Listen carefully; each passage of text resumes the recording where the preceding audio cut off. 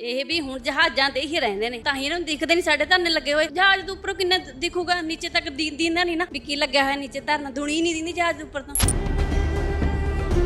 ਉਹ ਤਾਂ ਇਹਨਾਂ ਨੇ ਵੋਟਾਂ ਲੈਣੀਆਂ ਹੁੰਦੀਆਂ ਨੇ ਤਾਂ ਸਾਡੇ ਹੱਥ ਬੰਨ੍ਹਦੇ ਹੁੰਦੇ ਨੇ, ਸਾਨੂੰ ਵੋਟ ਪਾਓ, ਸਾਨੂੰ ਵੋਟ ਪਾਓ। ਅਸੀਂ ਪਾ ਦਿੱਤੀ, ਅਸੀਂ ਪਾਗਲਾਂ ਮੂਰਖਾਂ, ਚਾਹੇ ਭਗਵੰਤ ਮਾਨ ਚਾਹੇ ਨਰਿੰਦਰ ਭਰਾਜ ਹੈ। ਇਹ ਤਾਂ ਸਾਡੇ ਲਈ ਤਾਂ ਅੰਨੇ ਹੋ ਗਏ ਨੇ ਤੇ ਬੋਲੇ ਹੋ ਗਏ ਨੇ।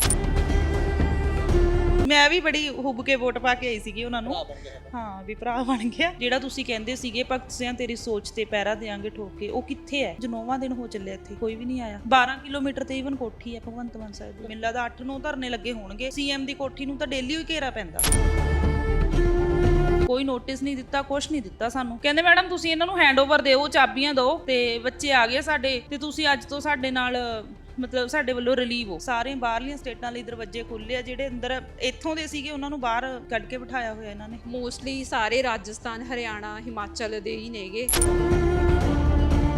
ਆ ਕੇ ਆਪਣੀ ਸ਼ਕਲ ਵੀ ਦਿਖਾਈ ਉਹਨੇ ਸਾਡੇ ਕੋਲ। ਮੈਂ ਵੋਟ ਪਾਈ ਸੀ ਨਰਿੰਦਰ ਭਰਾਜ ਨੂੰ। ਦੇਖੋ ਮੈਨੂੰ ਆਏ ਸੀ ਵੀ ਸਾਡੀ, ਚਲੋ ਉਹ ਤਾਂ ਕੁੜੀ ਹੈ, ਜਨਾਨੀ ਹੈ, ਵੀ ਸਾਡੀ ਗੱਲ ਸੁਣੂਗੀ, ਪਰ ਉਹਨੇ ਵੀ ਨਹੀਂ ਸਾਡੀ ਗੱਲ। ਮੁੱਲ ਮੋੜਿਆ ਵੋਟ ਦਾ? ਨਹੀਂ ਮੋੜਿਆ, ਬਿਲਕੁਲ ਵੀ ਨਹੀਂ ਮੋੜਿਆ। ਖੁਦ ਆਇਲਸ ਕਲੀਅਰ ਕਰੇ ਹੋਏ ਨੇ 2 ਦਿਨ ਸਟੂਡੈਂਟ, ਪਰ ਜਦ ਸਾਨੂੰ ਓਪਰਚੁਨਿਟੀ ਮਿਲੀ ਕਿ ਅਸੀਂ ਗਵਰਨਮੈਂਟ ਆਰਗੇਨਾਈਜੇਸ਼ਨ ਦੇ ਵਿੱਚ ਆ ਰਹੇ ਹਾਂਗੇ ਤਾਂ ਸਾਨੇ ਬਾਹਰ ਜਾਣ ਦਾ ਫੈਸਲਾ ਨਹੀਂ ਕੀਤਾ ਹੈਗਾ। ਬਟ ਸਾਨੂੰ ਇਹ ਚੀਜ਼ ਦਿਖਾਈ ਗਈ ਹੈ, ਇਹਨਾਂ ਨੇ ਸਾਨੂੰ ਇੱਕਦਮ ਕੱਢ ਦਿੱਤਾ, ਪਰ ਅਸੀਂ ਇੱਥੋਂ ਨਹੀਂ ਜਾਵਾਂਗੇ ਹੁਣ। ਜੇ ਸਾਨੂੰ ਇਹ ਦੱਸ ਦਿੰਦੇ ਕਿ ਤੁਸੀਂ ਸਾਲ ਲਈਓ, 2 ਸਾਲ ਲਈਓ, ਅਸੀਂ ਆਪਣੀ ਡਿਊਟੀ ਛੱਡ ਕੇ ਨਹੀਂ ਸੀ ਆਉਣਾ। ਮੈਂ ਭਾਈ ਗੁਰਦਾਸ ਕਾਲਜ 'ਚ 8 ਸਾਲ ਟੀਚਿੰਗ ਕੀਤੀ ਹੈ। 22,000 ਰੁਪਏ ਸੈਲਰੀ ਸੀਗੀ ਮੇਰੀ, ਉਹ ਮੈਂ ਛੱਡ ਕੇ ਆਈ ਸੀ ਇਹ ਪੀਜੀਆਈ ਦੇ ਸਿਰ ਤੇ ਕਿ ਇੰਨੀ ਵਧੀਆ ਸੰਸਥਾ, ਕੁਛ ਨਾ ਕੁਛ ਸਾਡਾ ਜ਼ਰੂਰ ਬਣੂਗਾ ਕਿ ਇਹ ਕੱਢਣਗੇ ਨਹੀਂ ਸਾਨੂੰ।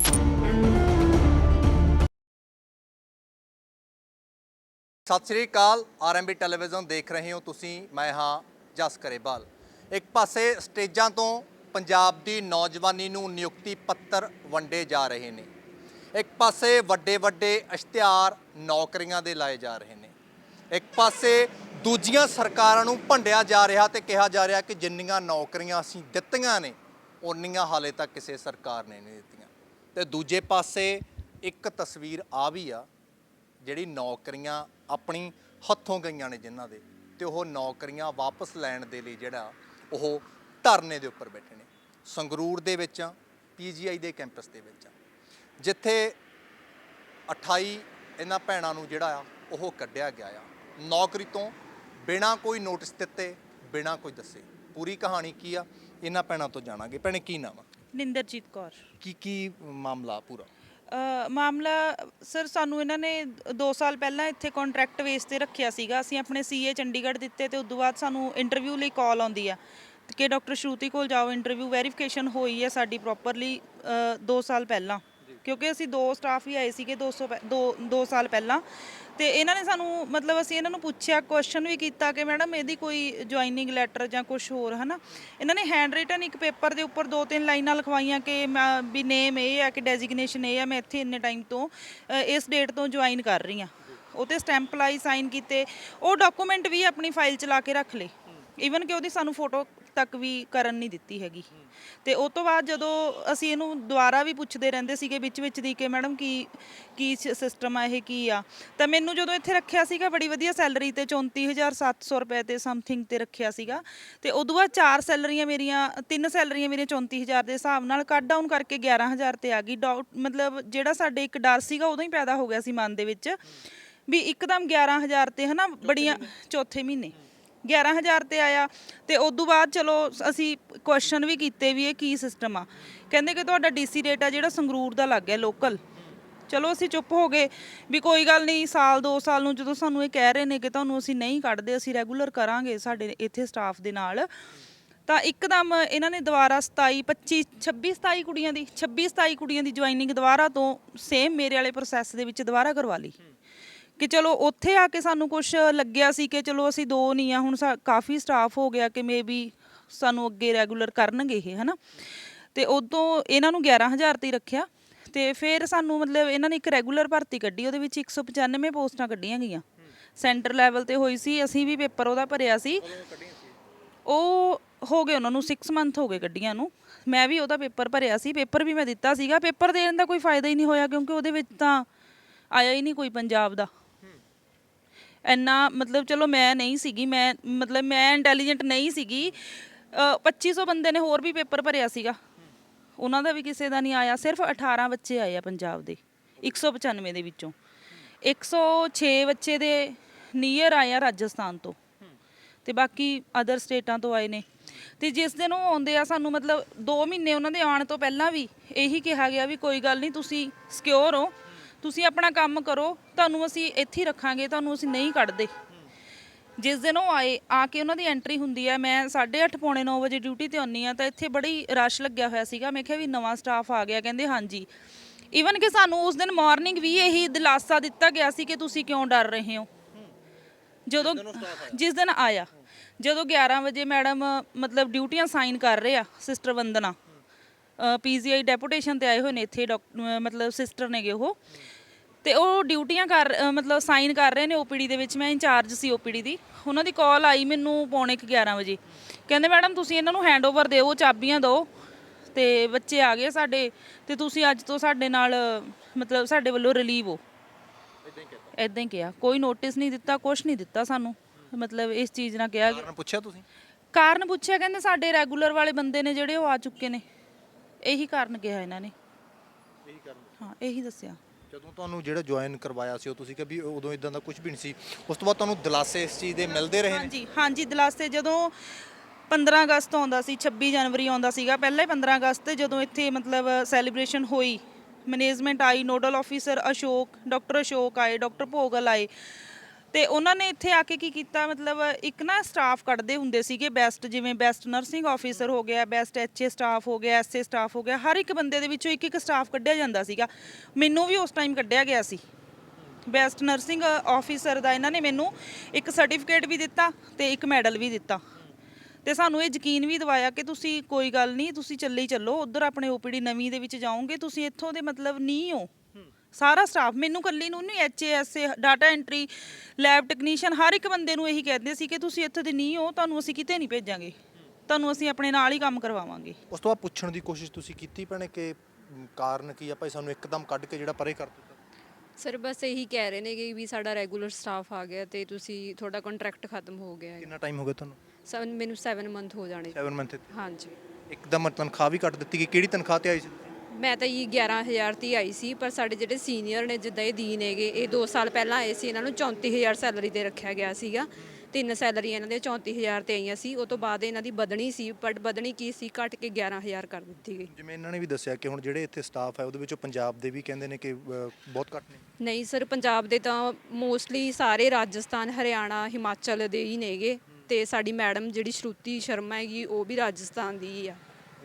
ਹਾਂਜੀ। ਇੱਕ ਪਾਸੇ ਤਾਂ ਜਿਵੇਂ ਭੈਣੇ ਰੌਲਾ ਪਾਇਆ ਜਾ ਰਿਹਾ ਕਿ ਸਾਡੀ ਜ਼ਬਾਨੀ ਵਿਦੇਸ਼ਾਂ ਵੱਲ ਜਾ ਰਹੀ ਆ, ਅਸੀਂ ਮੋੜਾਂਗੇ, ਇੱਥੇ ਨੌਕਰੀਆਂ ਦੇਵਾਂਗੇ, ਦੂਜੇ ਪਾਸੇ ਆ ਤਸਵੀਰ। ਹਾਂਜੀ ਸਰ, ਅਸੀਂ ਸਰ ਖੁਦ ਆਇਲਸ ਕਲੀਅਰ ਕਰੇ ਹੋਏ ਨੇ 2 ਸਟੂਡੈਂਟ, ਪਰ ਜਦ ਸਾਨੂੰ ਓਪਰਚੁਨਿਟੀ ਮਿਲੀ ਕਿ ਅਸੀਂ ਗਵਰਨਮੈਂਟ ਆਰਗੇਨਾਈਜੇਸ਼ਨ ਦੇ ਵਿੱਚ ਆ ਰਹੇ ਹਾਂਗੇ, ਤਾਂ ਸਾਨੇ ਬਾਹਰ ਜਾਣ ਦਾ ਫੈਸਲਾ ਨਹੀਂ ਕੀਤਾ ਹੈਗਾ, ਸਗੋਂ ਅਸੀਂ ਇੱਥੇ ਆਏ ਵੀ, ਇੱਥੇ ਅਸੀਂ ਰਹਿ ਕੇ ਆਪਦੀ ਵਧੀਆ ਜੌਬ ਕਰੀਏ, ਪੰਜਾਬ 'ਚ ਆਪਣੇ ਪੇਰੈਂਟਸ ਨਾਲ ਰਹੀਏ।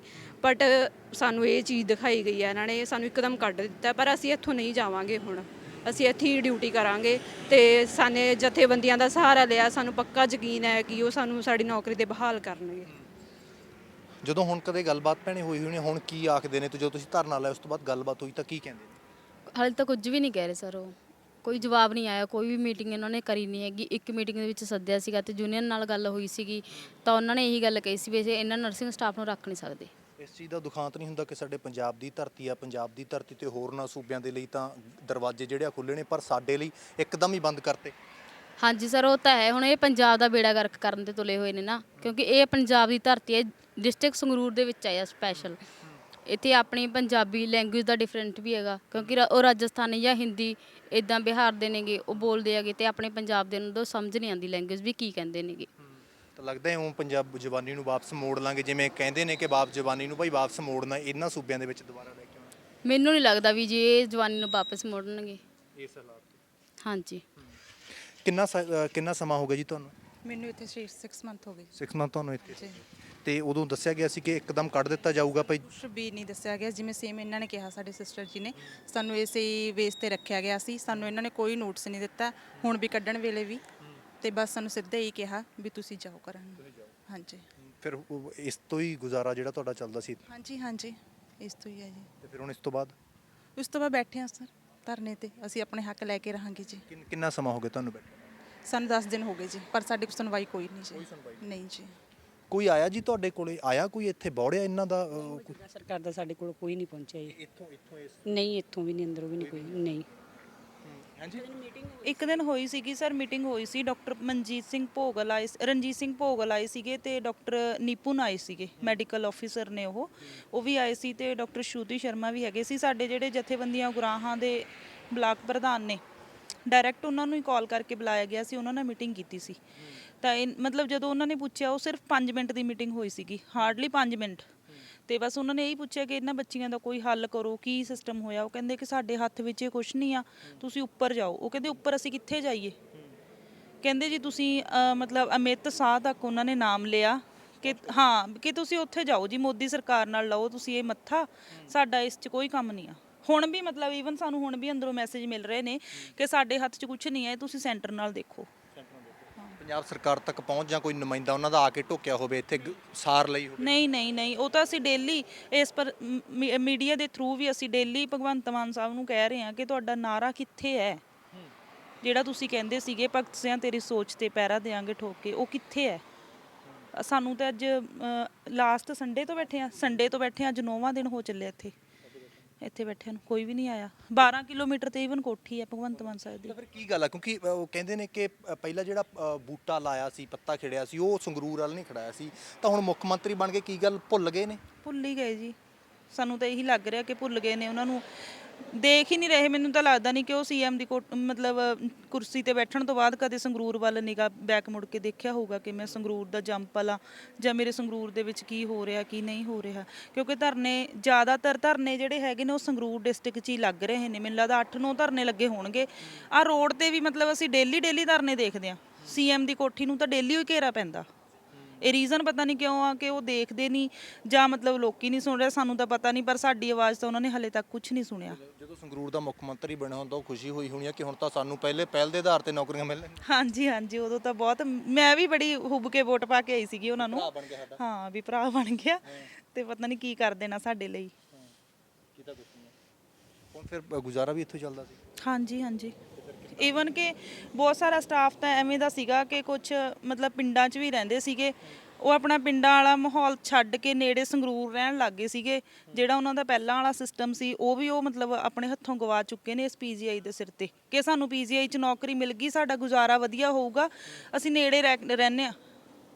ਨੇੜੇ ਰੈਂਟ ਤੇ ਵੀ ਰਹਿਣ ਲੱਗ ਗਏ ਸੀਗੇ ਕੁਝ ਸਟਾਫ, ਕੇ ਜਾਣ ਆਉਣ ਦੀ ਮੁਸ਼ਕਿਲ ਆ, ਚਲੋ ਹੌਲੀ ਪੱਕੇ ਹੋ ਜਾਾਂਗੇ, ਵਧੀਆ ਸੰਸਥਾ ਦੇ ਵਿੱਚ ਅਸੀਂ ਆ ਗਏ। ਕਿਉਂਕਿ ਸਾਨੂੰ ਇਹ ਹੈ ਹੀ ਨਹੀਂ ਸੀ। ਜੇ ਸਾਨੂੰ ਇਹ ਦੱਸ ਦਿੰਦੇ ਕਿ ਤੁਸੀਂ ਸਾਲ ਲਈਓ 2 ਸਾਲ ਲਈਓ, ਅਸੀਂ ਆਪਣੀ ਡਿਊਟੀ ਛੱਡ ਕੇ ਨਹੀਂ ਸੀ ਆਉਣਾ। ਮੈਂ ਭਾਈ ਗੁਰਦਾਸ ਕਾਲਜ 'ਚ 8 ਸਾਲ ਟੀਚਿੰਗ ਕੀਤੀ ਆ, 22,000 ਰੁਪਏ ਸੈਲਰੀ ਸੀਗੀ ਮੇਰੀ, ਤੇ ਅੱਜ ਜੇ ਮੈਂ ਉੱਥੇ 2 ਸਾਲ ਹੋਰ ਵੀ ਲਾ ਲੈਂਦੀ, ਮੈਨੂੰ 25-26 ਦੇ ਅਰਾਊਂਡ ਮੈਂ ਚਲੀ ਜਾਂਦੀ। ਉਹ ਮੈਂ ਛੱਡ ਕੇ ਆਈ ਸੀ ਇਹ ਪੀਜੀਆਈ ਦੇ ਸਿਰ ਤੇ ਕਿ ਇੰਨੀ ਵਧੀਆ ਸੰਸਥਾ, ਕੁਛ ਨਾ ਕੁਛ ਸਾਡਾ ਜ਼ਰੂਰ ਬਣੂਗਾ ਕਿ ਕੱਢਣਗੇ ਨਹੀਂ ਸਾਨੂੰ। ਇਸ ਚੀਜ਼ ਦਾ ਦੁਖਾਂਤ ਹੁੰਦਾ ਕਿ ਜਿਵੇਂ ਪਹਿਲਾਂ ਵੀ ਗੱਲ ਕਰੀਏ ਕਿ ਪੰਜਾਬ ਦੇ ਵਿੱਚ ਪੰਜਾਬਣਾਂ ਦੇ ਲਈ, ਪੰਜਾਬ ਦੀਆਂ ਧੀਆਂ ਦੇ ਲਈ, ਪੰਜਾਬ ਦੇ ਨੌਜਵਾਨ ਦਰਵਾਜ਼ੇ ਬੰਦ, ਜਿਹੜੇ ਬਾਹਰੋਂ ਆ ਰਹੇ ਨੇ ਉਹਨਾਂ ਦੇ ਲਈ ਖੁੱਲ੍ਹੇ ਆ।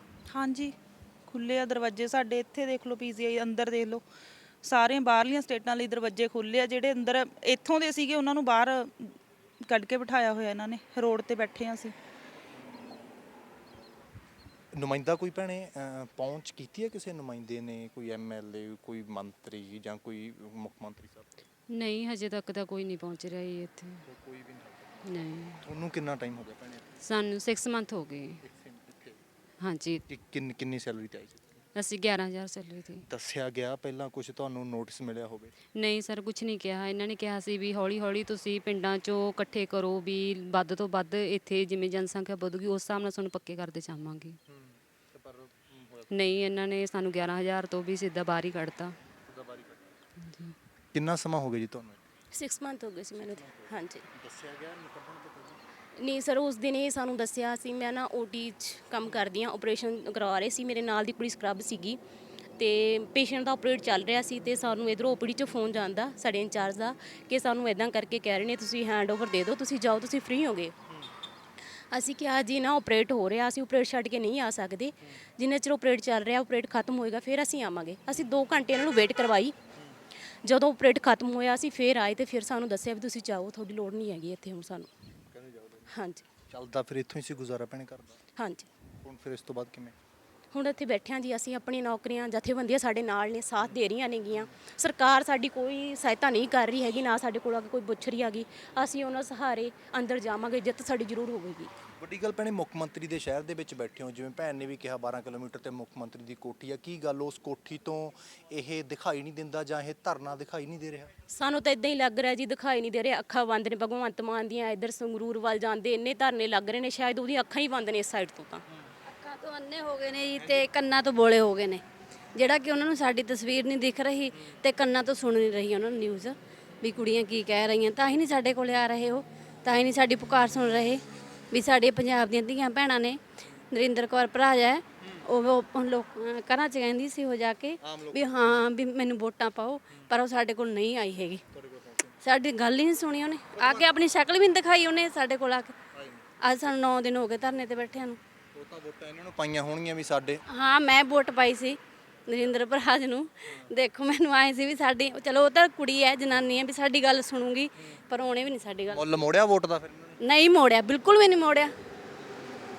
ਉਹ ਤਾਂ ਭਗਵੰਤ ਸਿੰਘ ਮਾਨ ਇਹ ਕਹਿੰਦੇ ਸੀ ਵੀ ਇਹ ਜਿਹੜੇ ਹੈਗੇ ਨੇ ਕੈਪਟਨ ਵਰਗੇ, ਬਾਦਲ ਵਰਗੇ ਜਹਾਜ਼ਾਂ ਤੇ ਰਹਿੰਦੇ ਨੇ, ਇਹਨਾਂ ਨੂੰ ਗਰੀਬਾਂ ਦੇ ਚੁੱਲ੍ਹਿਆਂ ਦੀ ਅੱਗ ਨਹੀਂ ਦੀਂਦੀ। ਤੇ ਫਿਰ ਅੱਜ ਇਹਨਾਂ ਨੂੰ ਇਹ ਧਰਨਾ ਲੱਗਿਆ ਹੋਇਆ, ਜਿਹੜੇ ਬੈਨਰ ਲੱਗੇ ਹੋਇਆ ਮੇਨ ਰੋਡ ਤੇ ਲੱਗਿਆ, ਫਿਰ ਇਹਨਾਂ ਨੂੰ ਵੀ ਨਹੀਂ ਦੀਂਦੇ ਕਿ ਇਹ ਵੀ ਜਹਾਜ਼ਾਂ ਤੇ ਹੀ ਰਹਿੰਦੇ? ਹਾਂਜੀ ਹਾਂਜੀ ਇਹ ਵੀ ਹੁਣ ਜਹਾਜ਼ਾਂ ਤੇ ਹੀ ਰਹਿੰਦੇ ਨੇ, ਕਿਉਂਕਿ ਇਹਨੇ ਹੁਣ ਇਹ ਗੱਡੀਆਂ 'ਚ ਨਹੀਂ ਘੁੰਮਦੇ ਨਾ, ਹੁਣ ਇਹ ਜਹਾਜ਼ਾਂ ਤੇ ਹੀ ਰਹਿੰਦੇ ਨੇ। ਤਾਂ ਹੀ ਇਹਨਾਂ ਨੂੰ ਦਿਖਦੇ ਨਹੀਂ ਸਾਡੇ ਧਰਨੇ ਲੱਗੇ ਹੋਏ।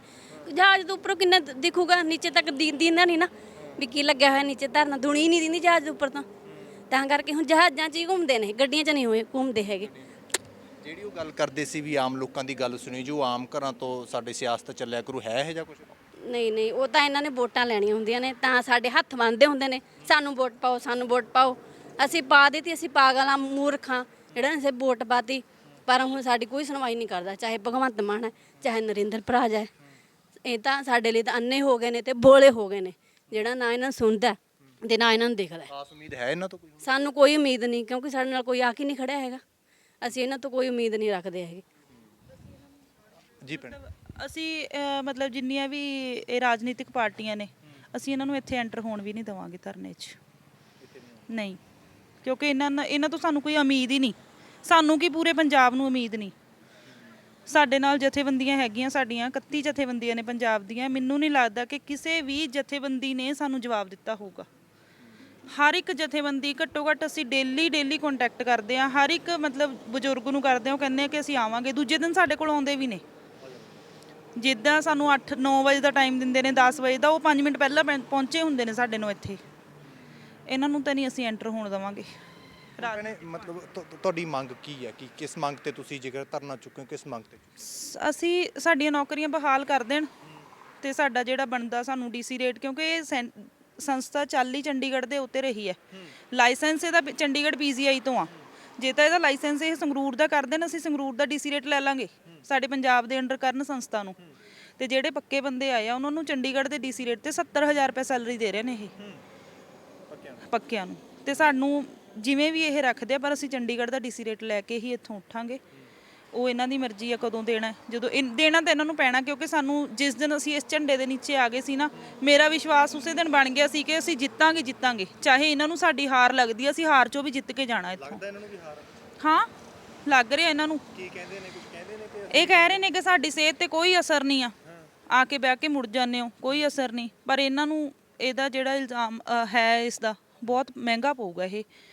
ਅਸੀਂ ਦੇਖ ਰਹੇ ਹਾਂ 10 ਦਿਨ ਹੋ ਗਏ, ਕੋਈ ਗੱਲ ਨਹੀਂ, ਅਸੀਂ 5-4 ਦਿਨ ਹੋਰ ਵੀ ਵੇਟ ਕਰ ਲੈਂਦੇ ਹਾਂ ਕੀ ਕਰਦੇ ਆ। ਪਰ ਉਸ ਤੋਂ ਬਾਅਦ ਅਸੀਂ 30 ਕੁੜੀਆਂ ਵੀ, ਮੈਂ ਕੱਲ ਵੀ ਇਹਨਾਂ ਨੂੰ ਇਹ ਮੈਸੇਜ ਲਾਇਆ ਸੀਗਾ ਵੀ ਅਗਰ ਇੱਥੇ ਸਾਡਾ ਪੂਰੇ ਪੰਜਾਬ ਦੀ ਕਾਲ ਹੋ ਕੇ ਇੱਥੇ ਪਹੁੰਚ ਗਏ ਤਾਂ ਸਾਡੇ ਹੱਥ ਖੜੇ ਨੇ, ਅਸੀਂ ਉਹਨਾਂ ਨੂੰ ਕੰਟਰੋਲ ਨਹੀਂ ਕਰ ਸਕਦੇ। ਫਿਰ ਉਹ ਜੋ ਮਰਜ਼ੀ ਕਰਨ ਤੁਹਾਡੇ ਨਾਲ। ਸੋ ਭਗਵੰਤ ਸਿੰਘ ਮਾਨ ਦੇ ਸ਼ਹਿਰ ਦੇ ਵਿੱਚ ਖੜੇ ਆ। ਜਿਵੇਂ ਭੈਣ ਨੇ ਵੀ ਦੱਸਿਆ, ਜੇ ਇੱਥੋਂ ਮੈਂ ਇੱਧਰ ਹੋ ਕੇ ਨਿਗਾਹ ਮਾਰ ਲਾਣਾ ਤਾਂ ਮੈਨੂੰ ਭਗਵੰਤ ਸਿੰਘ ਮਾਨ ਦੀ ਕੋਠੀ ਜਿਹੜੀ ਆ ਉਹ ਨਜ਼ਰ ਆਊਗੀ, ਪਰ ਉਸ ਕੋਠੀ ਤੋਂ ਬੈਠੀਆਂ ਹੋਈਆਂ ਭੈਣਾਂ ਨਜ਼ਰ ਨਹੀਂ ਆ ਰਹੀਆਂ। ਉਸ ਕੋਠੀ ਤੋਂ ਲੱਗੇ ਹੋਏ ਝੰਡੇ ਨਜ਼ਰ ਨਹੀਂ ਆ ਰਹੇ। ਉਸ ਕੋਠੀ ਤੋਂ ਵਿਛੀਆਂ ਹੋਈਆਂ ਇਹ ਦਰੀਆਂ ਜਿਹੜੀਆਂ ਉਹ ਨਜ਼ਰ ਨਹੀਂ ਆ ਰਹੀਆਂ। ਇਹ ਉਹੀ ਭਗਵੰਤ ਸਿੰਘ ਮਾਨ ਨੇ ਜਿਹੜੇ ਕਹਿੰਦੇ ਹੁੰਦੇ ਸੀ ਕਿ ਜਹਾਜ਼ਾਂ ਤੇ ਜਾਂਦੇ ਇਹ ਜਿਹੜੇ ਵੱਡੇ ਵੱਡੇ ਲੀਡਰ ਨੇ, ਇਹਨਾਂ ਨੂੰ ਗਰੀਬਾਂ ਦੇ ਚੁੱਲ੍ਹਿਆਂ ਦੀ ਅੱਗ ਨਹੀਂ ਦਿੰਦੀ। ਪਰ ਅੱਜ ਸ਼ਾਇਦ ਇਹ ਧਰਨੇ ਉਹਨਾਂ ਭਗਵੰਤ ਸਿੰਘ ਮਾਨ ਨੂੰ ਜਿਹੜੇ ਆ ਦਿਖਾਈ ਨਹੀਂ ਦੇ ਰਹੇ। ਰੁਜ਼ਗਾਰ ਦੇਣਾ ਉਹ ਤਾਂ ਦੂਰ ਦੀ ਗੱਲ ਆ, ਇਹਨਾਂ ਦੇ ਪੱਲੇ ਰੁਜ਼ਗਾਰ ਸੀ, ਇਹਨਾਂ ਦੇ ਹੱਥੋਂ ਉਹ ਰੁਜ਼ਗਾਰ ਜਿਹੜਾ ਉਹ ਖੋਇਆ ਗਿਆ। ਬਹੁਤੇ ਇਦਾਂ ਦੇ ਨੇ ਜਿਹੜੇ ਆਪਣੇ ਪਿੰਡ ਦਾ ਸਭ ਕੁਝ ਛੱਡ ਛਡਾ ਕੇ ਇੱਥੇ ਆ ਗਏ ਨੇ ਤਾਂ ਜੋ ਹੁਣ ਸਾਡਾ ਗੁਜ਼ਾਰਾ ਸੌਖਾ ਚੱਲੂ, ਪਰ ਉਹਨਾਂ ਨੂੰ ਇਹ ਨਹੀਂ ਪਤਾ ਸੀ ਕਿ ਸਾਨੂੰ ਜਿਹੜਾ ਹੈਗਾ ਚਾਹ ਦੇ ਵਿੱਚੋਂ ਮੱਖੀ ਵਾਂਗੂ ਕੱਢ ਕੇ ਬਾਹਰ ਮਾਰਤਾ ਜਾਊਗਾ। ਤੇ ਹੋਇਆ ਕੁਝ ਐਸਾ ਹੀ ਆ। ਮੰਗ ਇਹਨਾਂ ਦੀ ਇਹੋ ਆ ਕਿ ਜਥੇਬੰਦੀਆਂ ਜਿਹੜੀਆਂ ਨੇ ਸਾਡੇ ਨਾਲ ਆ ਤੇ ਅਸੀਂ ਅਖੀਰ ਨੂੰ ਉੱਠਣਾ ਏ ਤਾਂ ਜਿੱਤ ਕੇ ਹੀ ਉੱਠਣਾ ਏ। जुड़े रहो RMB टेलीविजन के नाल अपने दोस्त जस गरेवाल दो इजाजत। धन्यवाद जी।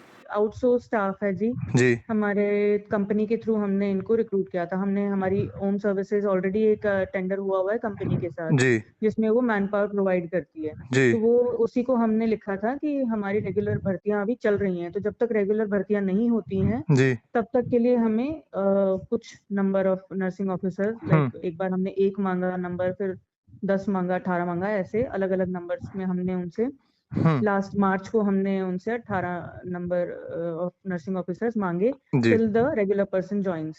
और इनको भी हमने बताया था कि रेगुलर की भर्तियां चल रही हैं, अगर आपने एग्जाम देना है आप भी एग्जाम में अपीयर हो सकते हो। तो उसके बाद फिर एग्जाम हुआ। मीनवाइल इन्होंने हमारे यहाँ काम किया, अभी 3-4 महीने से ये हमारे साथ हैं, मार्च ऑनवर्ड्स।